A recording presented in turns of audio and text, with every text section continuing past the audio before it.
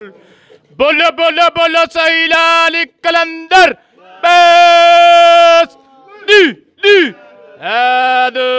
साडे बड़ी मेहरबानी की है कि इजाजत दे छड़ी है कि तुसी अच्छे तरीके दे नाल इनू इंजॉय करो ते उन्हां दी मेहरबानी है। जीवे जीवे इमरान खान जीवे। शेर आया है उन्हें अपने रोले वहाए ने, असां अपने रोले वहाए ने। सानू सिर्फ चाहिए है बूटी। साढ़े लो शेर होवे ते भावें पीपल पार्टी होवे, सानू इस गल का कोई इतराज़ नहीं।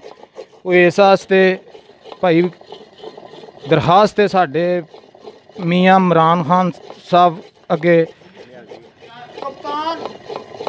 कप्तान साहब अगे कि वो जनाब साढ़े कोल आन इत्थे ते साढ़े एहतराम करन, सानू मिलन आ गए। साढ़ा दिल का ख्वाहिश उन्होंने मिलन ते वो आ के साडा वेखण आ के कि किंज दे प्याले तैयार करते हैं, किंज दे पींदे ने।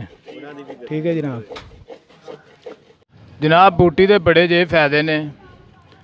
बूटी सुबह के टाइम नरमे पेट नहीं पीनी चाहिए। बस बूटी दे विच बदाम पैंदे ने, काली मिर्च पैंदी है, सौंफ पैंदी है, लाची पैंदी है, जीरा पैंदा है, कसकास भी पैंदी है।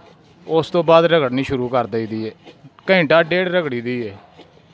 उस तो बाद रगड़ के फिर असीं तैयार करके फिर असीं भुनने आ। जिस इंसान नूं गर्मी का नुक्स होवे असीं उहनूं पिआने, उहदी गर्मी अंदर दी खत्म हो जाती है।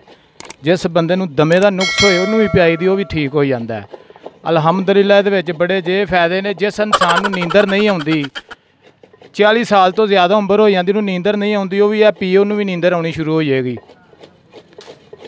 जिहड़ा इंसान दुनिया के उत्ते आ गया जे वह पीन लग पे, उसकी जिंदगी वध जाती है। मेरे नाल भावें जिन्नी मर्जी कोई शर्त भी ला लवे, मैं गल्लां सच्चियां करन दियां, झूठ नहीं बोलदा पिया। क्यों मैं मीडिया का बंदा वा, मैं आम बंदा नहीं। मैं इहनूं इस्तेमाल कीता ते मैनूं मज़ा आया ते मैं दूजियां भाइयां नूं भी अगे भी पहुँचाई है शै।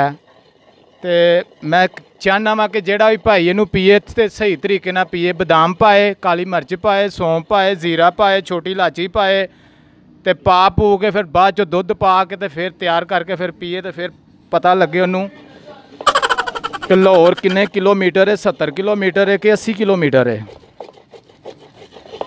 जिस इंसान नूं नींदर नहीं आउंदी वो मेरे कोल आई जावे, उदू नींदर दी मैं दवाई है तैयार करन दिया वां तुहाडीआं अखां दे सामने।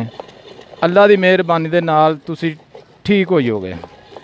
एक भाई सी मेरा, वो लंदन गया, इटली गया, फ्रांस गया, अमेरिका गया, दुबई गया। उन्होंने अंदर दी गर्मी का नुक्स जिहड़ा ही नहीं जा रहा, लखां करोड़ां रुपये ला के आया सी इंसान।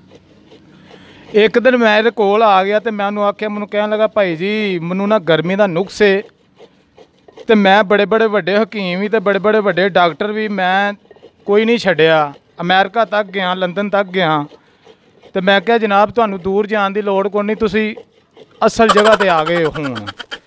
उन्हें कहा जनाब किन्ने दिनों का कोर्स होएगा? मैं सिर्फ एक हफ्ते का कोर्स होएगा।